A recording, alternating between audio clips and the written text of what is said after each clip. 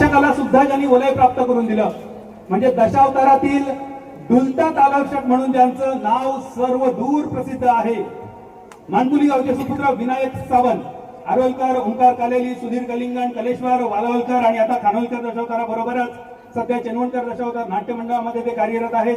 कामगार कल्याण, झांजवादन प्रथम क्रमांक, कुणकेरी प्रथम क्रमांक, हळदीचे नेरूळ प्रथम क्रमांक ज्यांच्या नावे आहे. आणि दशावतार कलाकारातील हा थोडासा दुर्लक्षित कलाकार, मात्र अनेक पुरस्कार ज्यांच्या नावे आहेत.